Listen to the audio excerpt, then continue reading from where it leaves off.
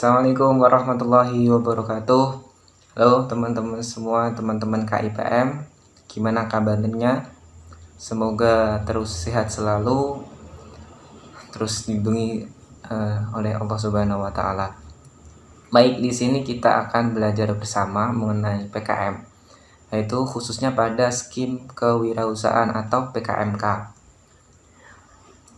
Nah, sebelumnya mungkin tahun ini PKM akan berbeda dengan tahun-tahun sebelumnya yang tahun-tahun sebelumnya kan diadakan. Mungkin tahun ini karena ada suatu hal, teman-teman tahu sendiri, ada COVID-19, PKM tahun ini ditunda terlebih dahulu. Mungkin tahun depan baru ada PKM lagi ya. Kita doakan bersama agar penyakitnya akan segera diangkat gitu. Nah, kita akan belajar bersama, didengarkan dengan baik, yaitu PKM kewirausahaan. Langsung saja lihat video berikut ini. Baik teman-teman semua, ya, kita akan belajar bersama mengenai PKM kewirausahaan. Oke, ya.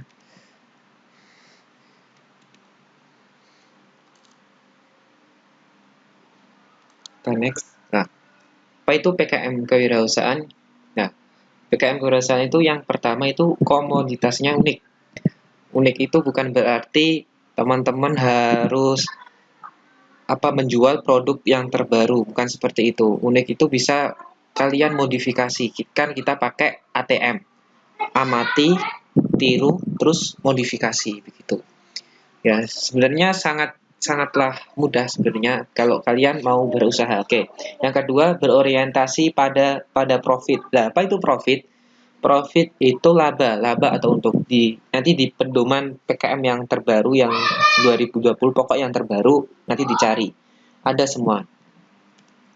Nah, ini contoh-contoh judul PKM kewirausahaan ini yang lolos PIMNAS tahun 31, yang ke-31. Ini ada Jones, jam oleh-oleh tenun etnik Sasambo, solusi pemanfaatan kain tenun untuk mewujudkan ekonomi kreatif. Ada Cofair, Cocoa Fiber Pillow with Relaxing Aromatic System, inovasi pengelolaan limbah sabut kelapa menjadi ragam kreasi bantal motif aksara Jawa dan batik ciprat modern dengan sediaan aromaterapi berbasis social entrepreneurship.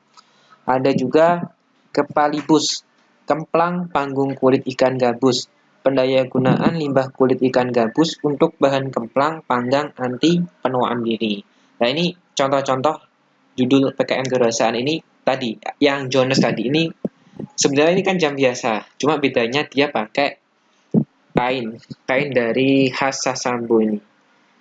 Ini pakai kain tenun untuk mewujudkan ekonomi kreatif. Nah, itu. Nah, ini yang contoh ATM tadi, amati, tiru, modifikasi. Itu contoh. Nah, ya, kita next selanjutnya.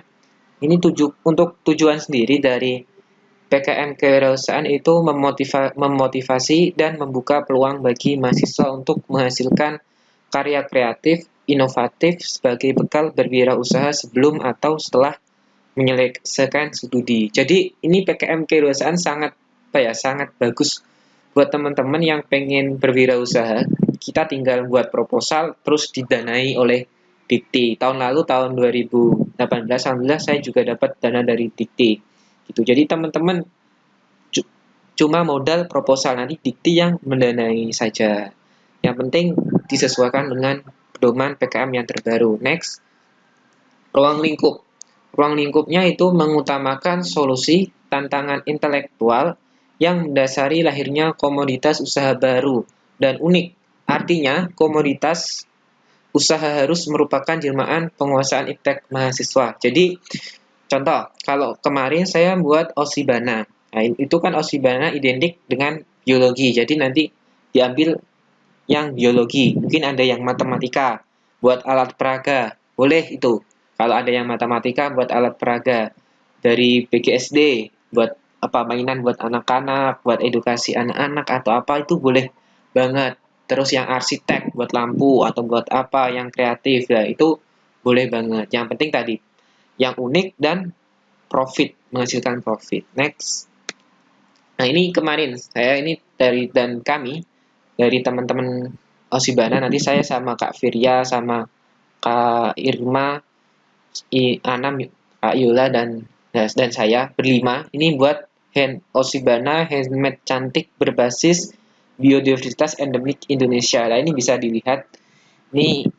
Nah, ini ada apa ini? Jarak, ini ada bunga-bunganya. Ini bunga layu sebenarnya. Osibana itu kayak seni menempel bunga-bunga gitu, layu. Nah, ini ada ini. Kan sebenarnya kan sudah ada Osibana, tapi bedanya berbasis biodiversitas endemik Indonesia gitu, teman-teman. Nah, ini contoh komoditas PKMK. Nih, yang pertama ada produk. Kalau produk barang baru, modif produk, novel, komik, animasi. Terus ada layanan atau jasa IO, WO, konsultan, guru privat. Nah, ini beberapa contoh komoditas PKM kewirausahaan. Nah, untuk luaran sendiri di dalam PKM kewirausahaan itu ada laporan kemajuan dan laporan akhir, artikel ilmiah, produk usaha. Nah, gitu. Itu luarannya. Nanti di pedoman ada. Nah, itu kita harus sistematikanya harus sesuai pedoman yang terbaru. Jadi sesuai pedoman terbaru. Kalau tahun lalu, tahun saya dulu itu belum ada daftar pustakanya. Nah, sekarang PKM kewirausahaan yang terbaru ada daftar pustakanya gitu, teman-teman. Nanti kita bahas proposal Osibana, oke? Nah, oke, sekarang kita akan bahas proposal Osibananya. Oke, ini saya nggak akan bahas terkait semuanya, seruan dari latar belakang itu gimana atau apa. Nanti teman-teman bisa baca sendiri.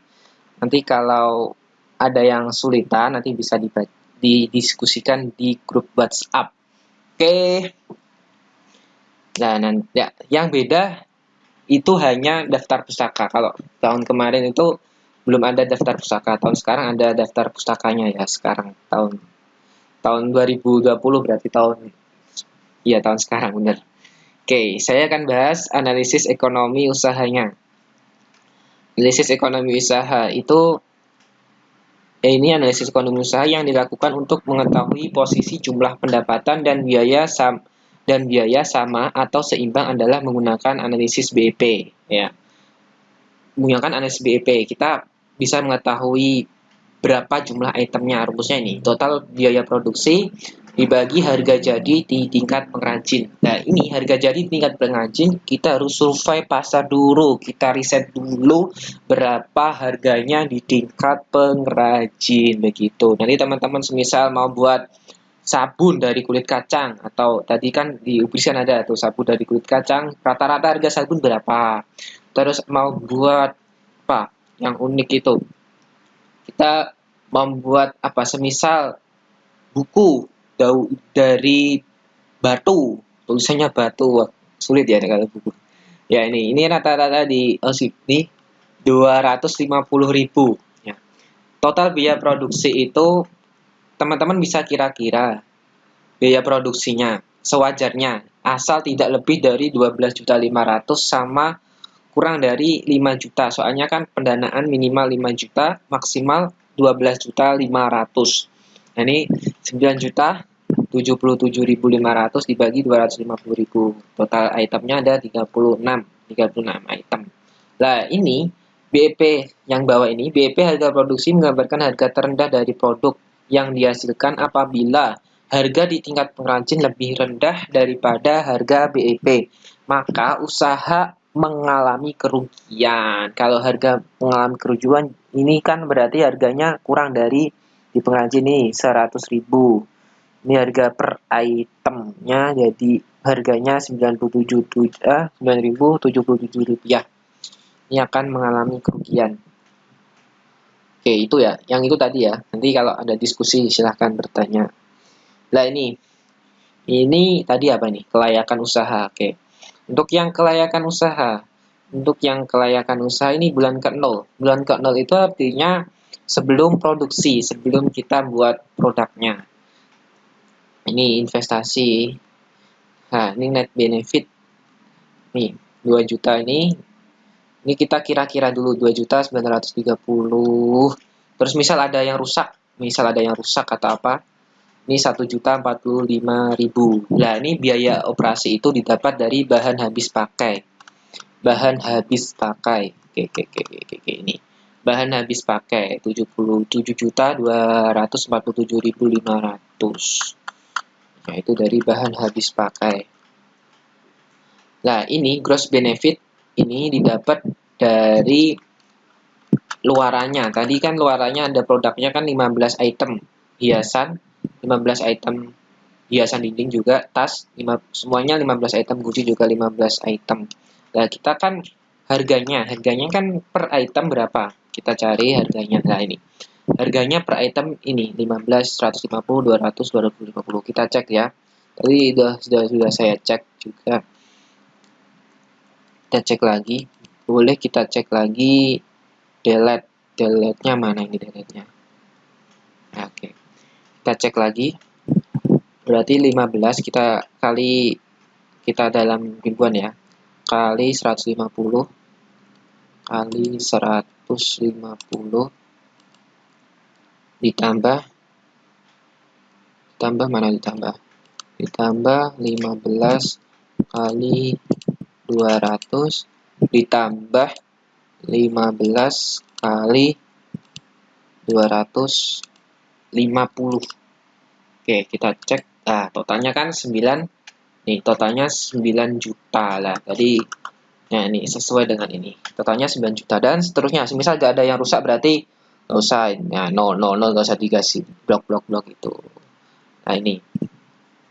Dan seterusnya ini totalnya semuanya. Jret. Nah, terus itu saja ya. Sekiranya nanti ini ada banyak sekali. Yang penting juga desainnya yang bagus, didesain sendiri, jangan ambil di Google langsung comot didesain sendiri. Cari yang bikin desain gitu. Terus udah ya. Ya, ini nanti disesuaikan dengan pedoman. Terus yang terpenting juga teman-teman terakhir harus sama dengan pedoman yang terbaru, walaupun idenya bagus sekali, idenya tidak pernah ada atau sangat bagus tapi tidak sesuai dengan pedoman, insya Allah nanti didiskualifikasi. Minta misal judul atau apa nggak sesuai langsung langsung di out gitu. Soalnya yang daftarkan banyak ya, jadi teman-teman juga harus sesuaikan dengan pedoman yang terbaru. Oke. Terima kasih semuanya, semoga bermanfaat, kurang lebihnya mohon maaf. Ya, semoga teman-teman KIPM juga sehat selalu, baik pengurus, baik anggota. Salam buat keluarga di rumah, jaga kesehatan. Ya, langsung saya tutup ya. Assalamualaikum warahmatullahi wabarakatuh.